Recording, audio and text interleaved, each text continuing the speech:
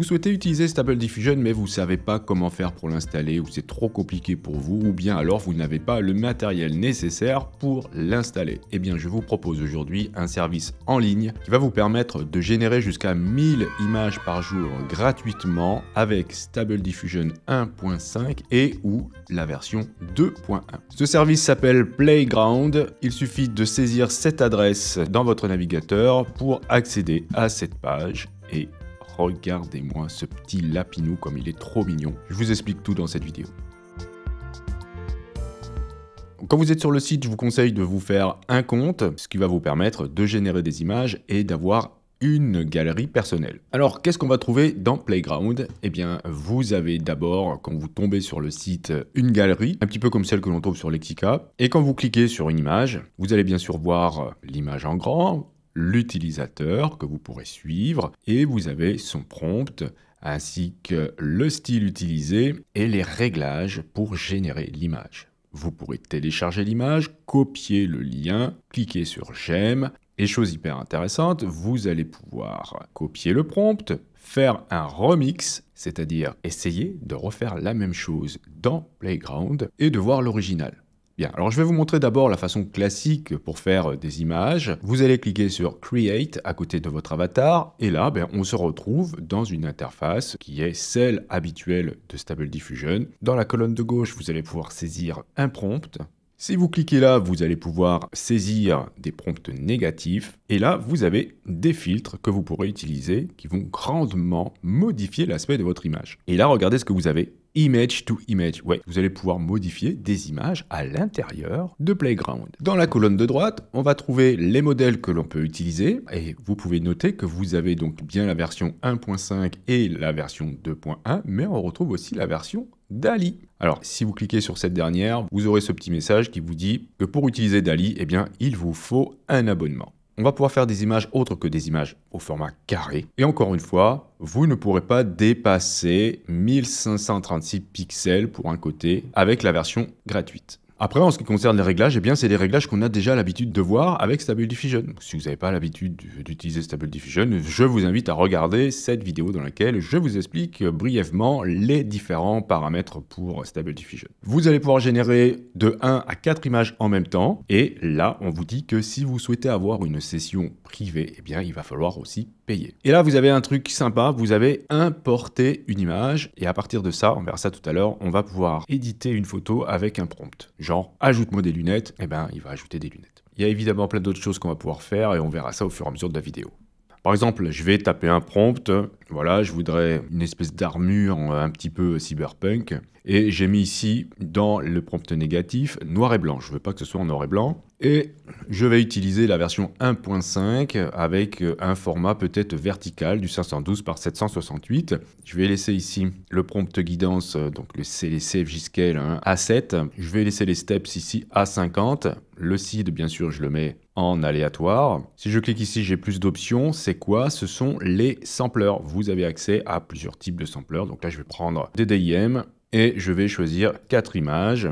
Pour l'instant, je ne vais pas utiliser de filtre, on verra tout à l'heure. Donc je vais cliquer sur Generate et on va voir ce que ça donne. C'est super rapide, parfois ça l'est un petit peu moins, mais voilà. Vous voyez, j'ai obtenu ça comme résultat d'une manière très rapide. Alors, qu'est-ce qui se passe? Qu'est-ce qu'on fait maintenant une fois qu'on a nos images? Eh bien, si on n'est pas satisfait, vous pouvez recliquer sur Generate et c'est reparti pour un tour. Alors n'oubliez pas que vous avez que 1000 images par jour et ça va assez vite quand on fait beaucoup d'images. Donc ça me les a rajoutées à la suite. Et qu'est-ce qu'on peut faire maintenant? Celles qui ne vous plaisent pas, vous pouvez les mettre à la poubelle. Par exemple, celle-ci, voilà, ça ne me plaît pas. Je jette tout ça à la poubelle, hop, tac, tac. Si je clique là, je peux la télécharger. Ici, je peux l'éditer. Si je clique ici, je vais pouvoir créer des variations. Super intéressant, on va tester. Donc ça va repartir avec cette image-là, mais ça va en faire d'autres un peu différentes. OK. Encore une fois, vous pouvez choisir de garder ou de ne pas garder. Si vous cliquez sur plus d'actions, vous aurez plein de choses ici. Vous voyez, vous pouvez même faire de la restauration de visage sur les portraits. Vous pourrez augmenter par 4 la taille de l'image et vous pourrez l'utiliser dans Image to Image ou faire du in-painting. C'est très complet au final. Alors là, je vais vous montrer qu'on peut faire par exemple un nouveau style en utilisant un filtre. On va voir ce que ça donne avec ce prompt en tout cas. Et je vais cliquer sur Generate. Voilà, alors avec ce style, voilà ce que j'ai obtenu. Vous voyez, on est parti de ça pour arriver à un style complètement différent parce que j'ai utilisé ici Playtoon. Donc je vais supprimer encore une fois celle qui ne m'intéresse pas et je vais garder que celle qui m'intéresse, que j'aime bien. Ok, tac, tac, voilà. Alors ces images-là, vous allez les retrouver. Si vous cliquez là, vous allez les retrouver dans votre profil. Vous avez les images que vous avez générées qui sont là. Alors ça, c'était la première façon de faire. On va voir une autre façon en utilisant les images des autres.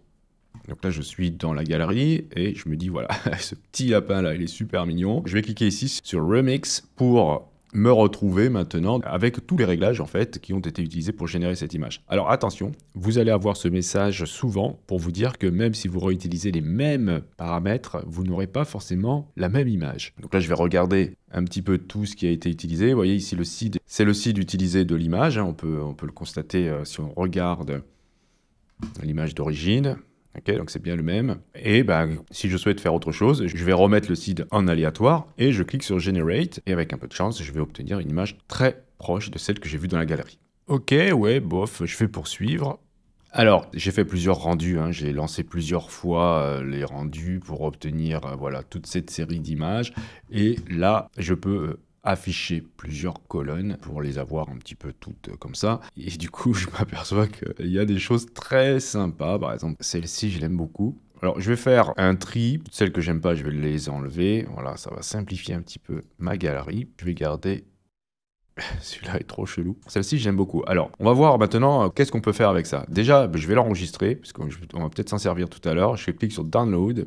Et dans un premier temps, on va s'amuser à l'envoyer dans Image to Image. Donc, je clique sur plus ici, et je vais aller dans Image to Image. Et du coup, je la vois apparaître ici, l'image. Alors là, c'est intéressant parce que vous allez pouvoir... à partir de cette image, générer d'autres images. Là, vous avez un réglage qui gère la force de l'image, c'est-à-dire que lorsque ce sera élevé, eh bien, Stable Diffusion va beaucoup se référer à l'image d'origine, et lorsque ce sera très faible, eh bien, Stable Diffusion va être un petit peu plus libre pour interpréter l'image. Si vous souhaitez un peu de liberté, mais quand même vous appuyez sur l'image, vous mettez 40 par exemple. Je vais ensuite profiter pour mettre le seed en aléatoire. Et je vais générer d'autres images, mais à partir de celle-ci, et on va voir ce que ça va nous donner. Et vous allez voir qu'on va reconnaître quand même l'image d'origine. Vous voyez, ça c'est l'image d'origine, et celle-ci, voilà, qui est un peu différente, mais on voit bien qu'on a utilisé celle-ci. Donc c'est ça le image to image. L'autre chose intéressante, ça serait de faire du in-painting. Donc là, je vais décider ici de l'envoyer dans image to image, voilà. Et ici, je peux peindre un masque. Donc je clique dessus et je vais peindre un masque. Par exemple, j'aimerais remplacer la tête du lapin par celle d'un chat.